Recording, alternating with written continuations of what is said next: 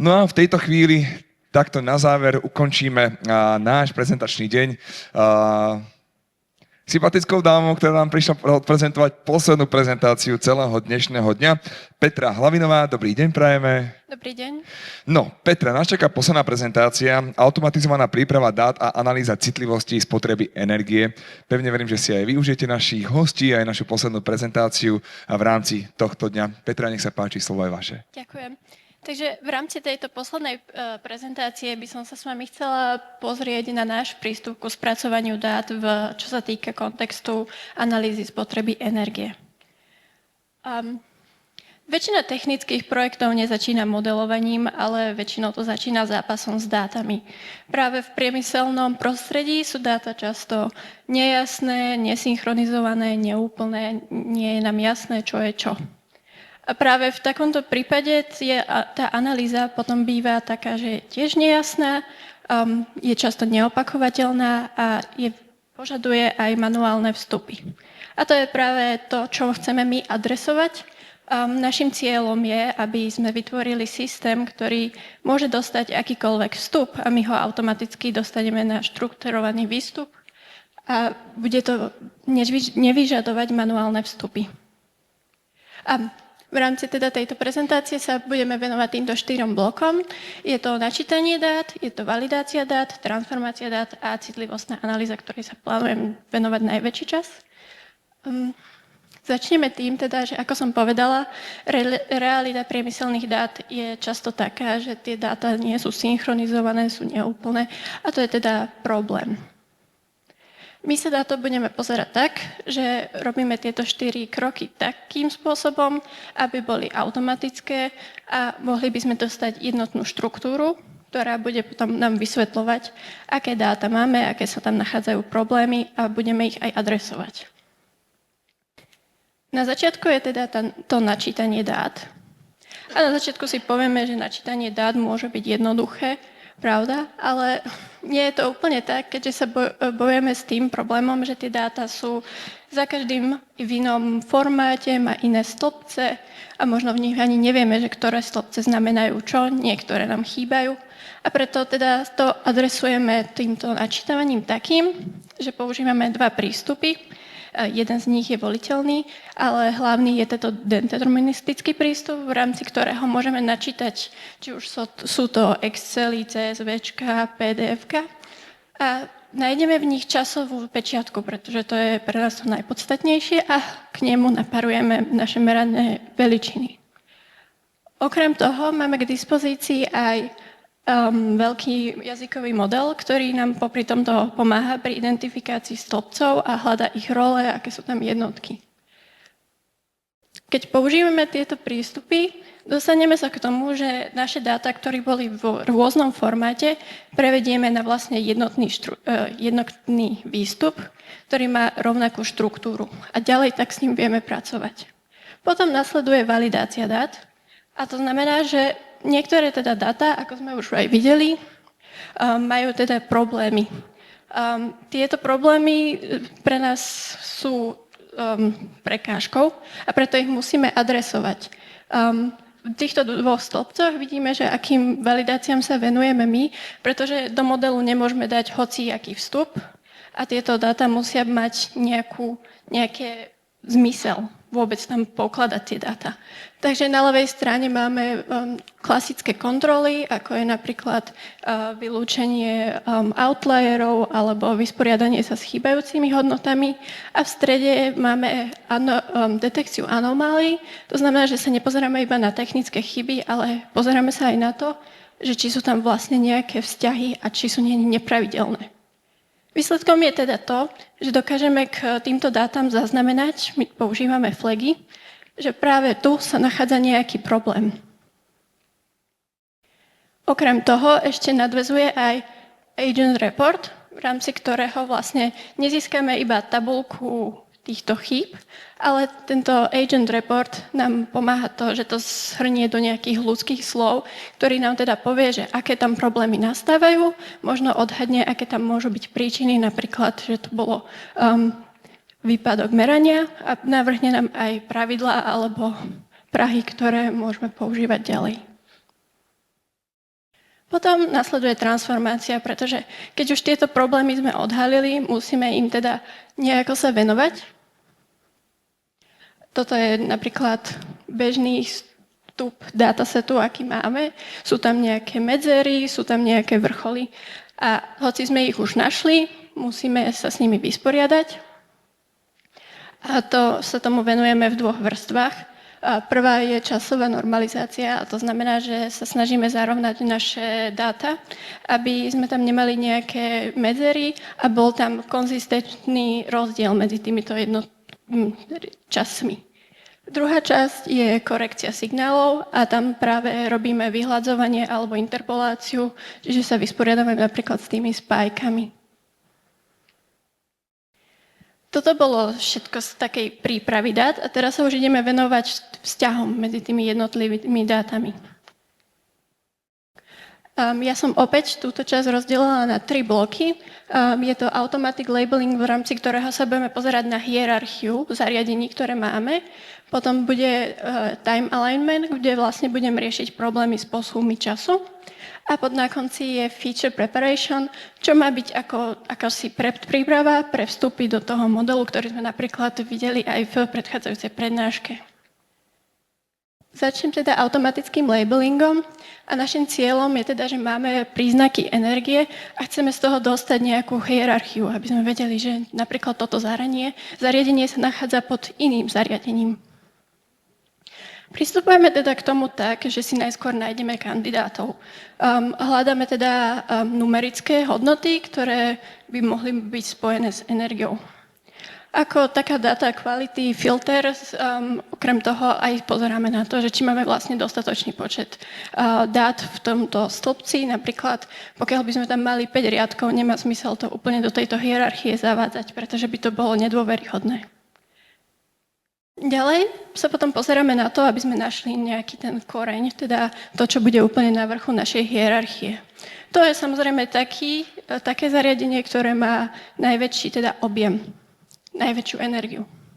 Potom sa spravíme dvojice a to bude vlastne rodič a dieťa, popri ktorých sa vlastne pozeráme, že rodič nesmie byť menší ako dieťa a na to sa pozeráme pomocou súčtu aj priemeru. Potom, keď už spravíme takéto páry, tak ideme vlastne validovať, že či tieto páry majú reálne zmysel v tej našej hierarchii a sú dôveryhodné. Na to používam 3 metriky. Nemajú všetky 3 rovnaký koeficient v mojom skóre, ale najdôležitejšie je constraint check, ktorý vlastne pozerá na to, že naše dieťa nemôže mať mnoho časov, kedy vlastne predbehne tú energiu toho rodiča. V rámci toho dostávame violation rate, ktorý teda nám hovorí, že a koľkých percentách ho teda predbehol, čož by sa samozrejme nemalo stávať. A potom nastáva spike alignment, v rámci ktorého teda sa pozeráme na to, že ak nastal nejaká náhla zmena u našho dieťaťa, je pravdepodobné, že by teda mala nastať aj u rodiča. A v rámci toho, keď sa pozeráme na tieto spajky, dostaneme spike match rate. Treťou metrikou je aj korelácia, ktorú teda tiež do toho zapájame a vznikne nám tak teda skóre. A na základe tohto skóre vyberáme do našej hierarchie tie najlepšie. Potom postupujem do ďalšej časti a to je to zarovnanie dát. Často sa teda, ako som spomínala, stáva, že dáta sú není synchronizované a môže nastávať napríklad takáto situácia, čo je ideálny príklad, a to, že naše dáta sú vlastne dodávané v dávkach. Na tomto grafe vidíme energiu prebiehajúcu v čase v nejakom procese a potom v tom červenom je znázornená production. Vidíme, že asi sa nestalo, že napríklad 100 výrobkov bolo vyrobené v 1 minútu, ale pravdepodobne to bolo počas celého toho procesu. My však máme zadané tieto dáta v dávkach a preto používame interpoláciu na to, aby sme vrátili tento priebeh v čase a na to používame interpoláciu na základe tejto energie. Vďaka tomu sa nám dostane na rovnakú líniu s tou energiou. Okrem toho sa stáva aj, že jedna veličina má taký dopad, že sa tá druhá zmení. Ale nie je to naraz. Môžeme sa na to pozrieť tak, že sa pozrieme v nejakom okne, povedzme napríklad 24 hodín dozadu a dopredu a hľadáme najvyššiu koreláciu medzi týmito dvoma veličinami. Dostali by sme tak nejaký výsledok, ale ja som sa na to chcela pozrieť ešte viac. A teda pozeráme sa iba na koreláciu, ale pozeráme sa na tzv. Eventy, teda udalosti, kedy sa výrazne zmenili tento priebeh. Nastal tam nejaký spike napríklad. Opäť popri tom používam nejaký ten filter, kedy dáta, ktoré majú málo pozorovaní, nepoužijeme a takisto tam je aj nejaký fast screening kvôli tomu, aby sme nemali každú jednu porovnanie kvôli výpočtovej náročnosti a teda rýchlosť. A teda nájdeme nejaké najväčšie korelácie, čo sa týka posuvu. A potom robíme opäť dvojice.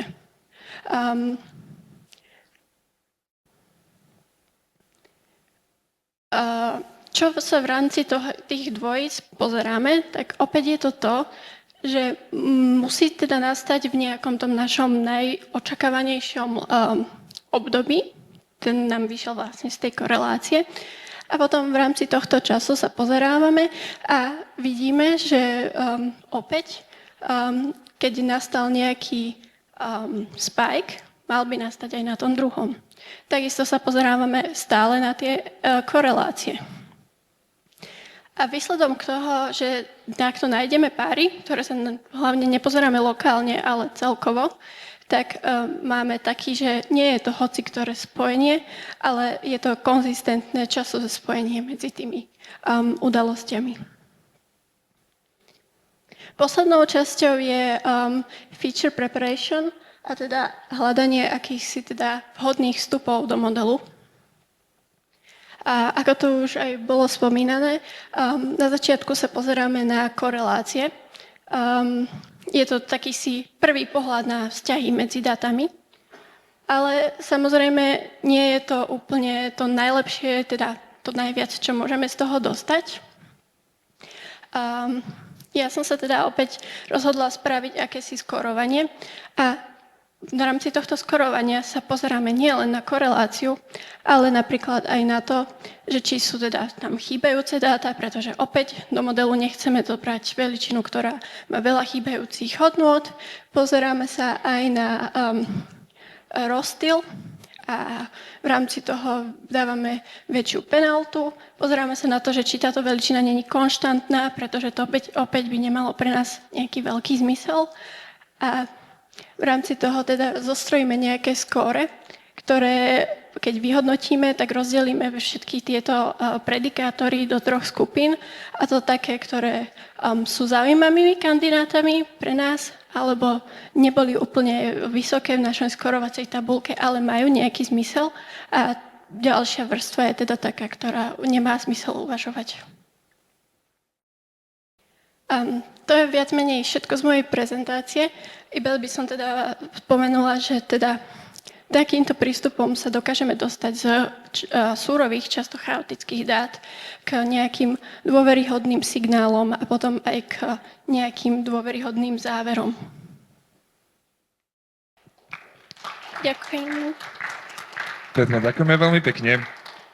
No a teraz tak ako tradične, tak vy ste to troška skrátili, tak tým pádom ten čas, ktorý sme mysleli, že nemáme na otázky, tak ešte tým pádom trošička ho máme, či už formou slajda, alebo takto osobne. Necháme to na vás, páni a dáma.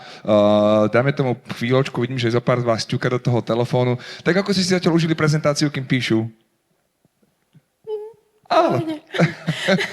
Tak vy ste boli aj v Trnave na tej prezentácii, tam ste boli iba teda ako hostka, tak teraz ste si to vyskúšali aj z tej druhej strany. No tak uvidíme, či vás naši hostie potrápia aj nejakými otázkami. Stále tomu dávame nejakých pár minút, pár sekúnd.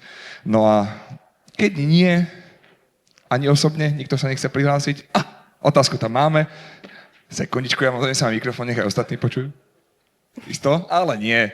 Už keď Petra hovorí do mikrofónu, môžete aj vy. Keď robíš to spracovanie dát z tých súrových, ako vieš, že neodstrániš práve tie neefektivity, ktoré Tomáš Karásek potom hľadá, keď mu poskytneš tie dáta? Akože spravíš, akože sú tam nejaké odláhle hodnoty alebo také, možno to je práve tá neefektivita, ktorú Tomáška Rase kladá. Ako vieš, ako to nastavíš, aby si tieto dáta nevyčistila?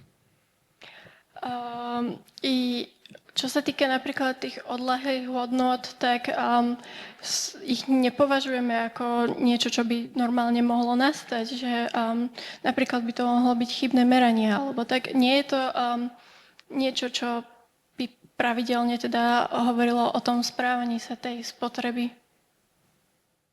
Áno. Áno, Tomáš, poďte pokojne tu, veď o tomto tu celé je, že poďme sa rozprávať, poďme diskutovať. Akože, samozrejme, môže sa nás stať, že odstránime niečo, čo by teda bolo dôležité, ale... Děkuji Pavlovi za otázku.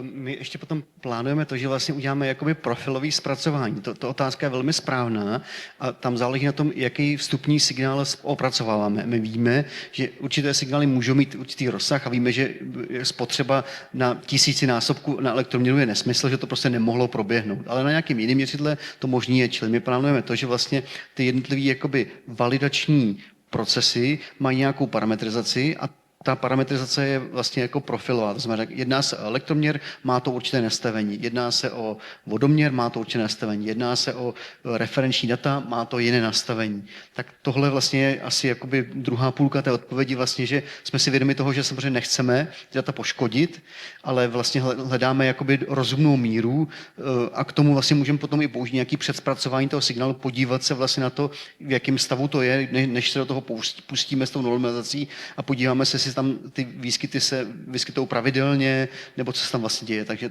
jako, je to určitě na místě ta úvaha a je potřeba k tomu obezřetně postupovat a jenom to ukazuje to, já jsem o tom mluvil, že vlastně ta nastavení, ty mikroservisy, úpravy a normalizace dat vlastně vůbec není jednoduchý proces a je tam obrovský prostor pro to jakoby vhodně nastavit a to je právě prostor pro to AI, který může i už z toho daného profilu provést třeba i nějaký výběr toho profilového nastavení té validace.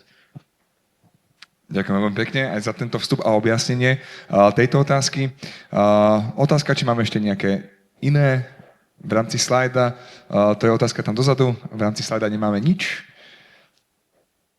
Ďakujem. Tak Petra, vyzerá, že sme to úspešne zvládli. Tak vás poprosím, milí gentlemani, ešte jeden veľký potlesk pre Petru Hlavinovú, ktorá je zároveň aj poslednou prezentátorkou.